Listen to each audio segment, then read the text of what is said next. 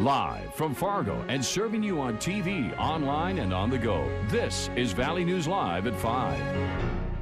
I'm not sure why somebody would focus on that one or why it would be robbed more than the other one. Another robbery at another South Fargo establishment overnight. Thanks for joining us. The Fargo police are trying to uncover if the recent string of robberies in South Fargo are connected. The department also says there's somewhat of a bright spot in all of this. The criminals are only after money and not blood. Valley News Team's Bradford Eric talks with police about how they're handling these crimes. In the past few weeks, there have been at least 3 robberies in this area of South Fargo.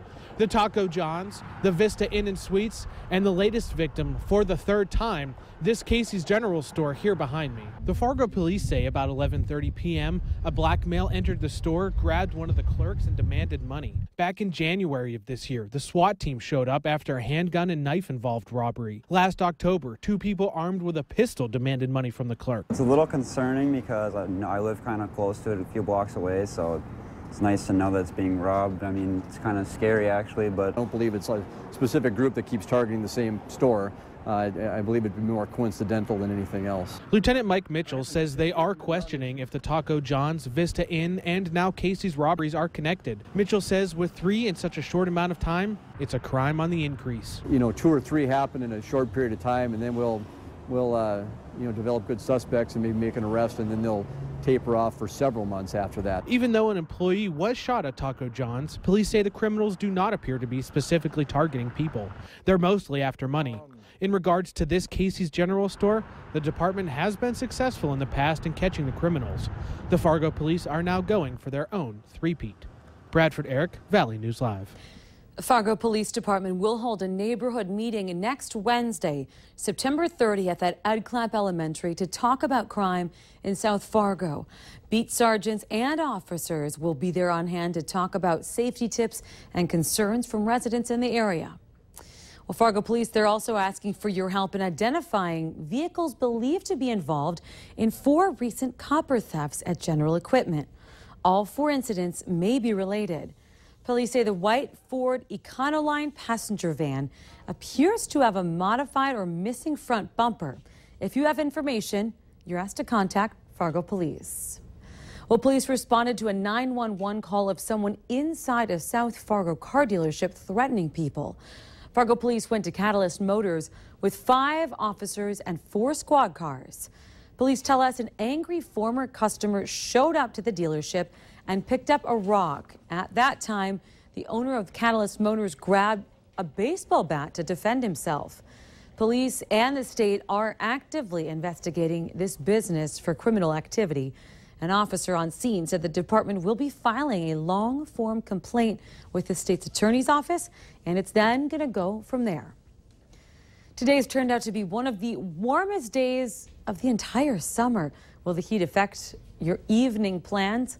Let's check in with Hutch to find out. Hutch? Thanks so much, Stephanie. As we close out the season of summer here this week, we're still seeing 90s out there. 92 in Fargo, currently 91 in Wahpeton. Lakes Country, mighty warm as well. In Fergus Falls, it's 90. And look at Roseau, 88 degrees. But the radar shows a line there. That's a cold front.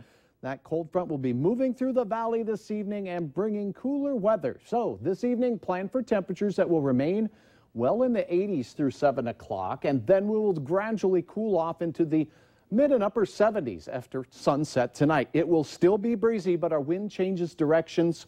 And when it does shift, Stephanie, from south to west, that's your sign that that cold front has moved through and things will begin to cool off just a little bit. We have cooler weather and a chance of rain to talk about. I'll tell you when and where here in just a couple of moments. Maybe not too cool just yet, though. It's no ice or snow yet. Oh, good. Okay. Yes. That's good to hear. Thanks, Hutch. A Pillager, Minnesota man was arrested after a search warrant found several marijuana plants around a home. Frank Darnell was arrested and formal charges are pending. The warrant was conducted on Saturday at a residence in May Township. Several marijuana plants were located both inside and outside the residence. The plants and various growing accessories and supplies were seized, and the investigation here is still ongoing. Some strange behavior of a man involving some young girls has police beefing up patrols in a section of South Fargo. They're trying to find a man who confronted the girls between 11 a.m. and 4 p.m. yesterday. It happened in the area of Main and 9th Avenue South between 15th and 25th Street South. The man's described as white, in his 30s or 40s, and bald. And he was wearing a white t-shirt, blue jeans, and sunglasses, and riding a bike that was possibly blue, black, or purple. Now, if you have information here that could help, call Fargo Police right away. The Pope is going to arrive in Washington, D.C. tomorrow afternoon, and he has a very busy schedule over his two-day visit. Now, he should feel right at home with one of his stops, the Catholic University of America. Alex Miller went to this school to check out how the preparations are coming along. Pope t-shirt? Check. Mug? Check. Full-size figurine and cologne? Check, check. Even puppies are geared up for the Pope. I think it's really special and kind of surreal. In less than 2 days, the Pope will grace an outdoor crowd for Mass. The last time a Pope was here, the Mass was inside.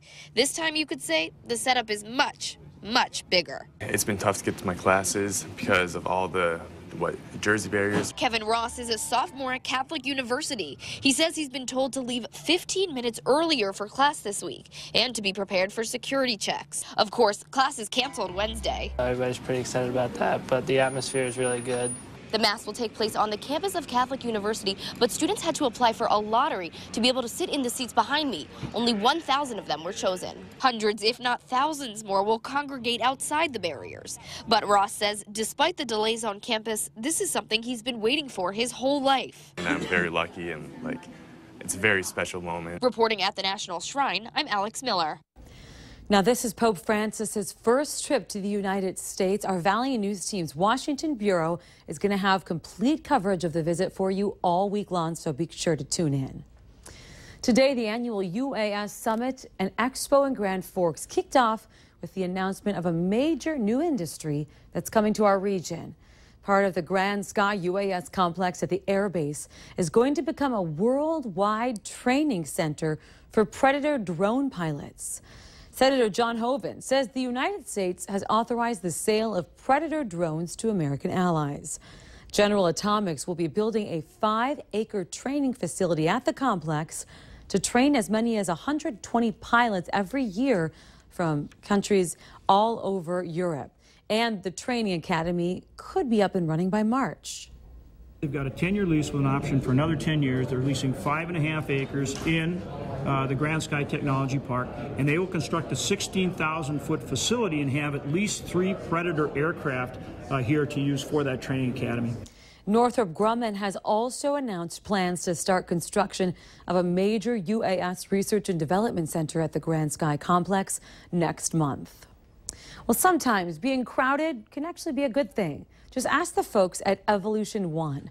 The tech company started with just 2 people.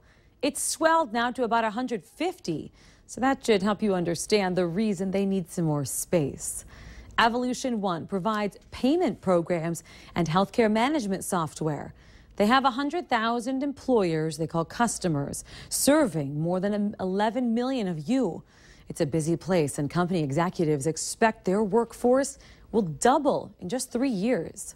We are cramped in our current facilities. We are a little cramped here today, but it is a good problem to have, a problem of growth, a problem of opportunity, and we've absolutely had that.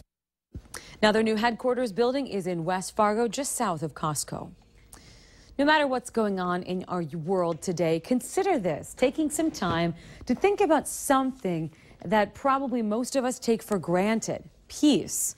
Today is International Day of Peace, and to mark this, 5 peace poles were dedicated on the grounds of Lutheran Social Services.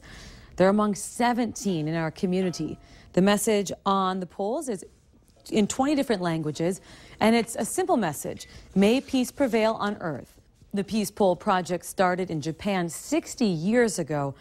There are now 20,000 of them in more than 180 countries. It's Back to School Monday, and today it's a topic that our viewers have been asking for. The school year brings hundreds of papers and art projects for your little one. organizing them is pretty tough. Well, organizing expert Miss Simplicity says if it doesn't have an emotional connection to you, the paper can be thrown away. Also, have an important papers folder there that's easily accessible, and old school items should be stored in a filing cabinet or a bin. And things like school handbooks aren't always needed all year. So many unnecessary papers that are sent home for our kids because the administration believes, or there may be rules that they have to send those to parents, but there's no rule that says you have to keep it. So look at it, take out the important information, and get rid of the rest of it. For a link to Miss Simplicity's Facebook page, where there's plenty of organizing articles, products, and posts, go to valleynewslive.com and click on her hot button. Well, the return of NBC's hit The Voice will have some local flavor. Blind Joe, a totally blind singer-songwriter from the Fargo area, will be hoping to turn some chairs around during the opening rounds. You can watch for Blind Joe and all the other singing stars starting at 7 o'clock tonight on KVLY. Well, still ahead, be careful when you or your child download certain apps from Apple's App Store, the hack that just happened. And way back in the hot and dusty 30s, we set a record on this date of 96, 92 so far today in Fargo, and a record-setting day in Grand Forks. The heat is going away. Details of some rain as well coming up next.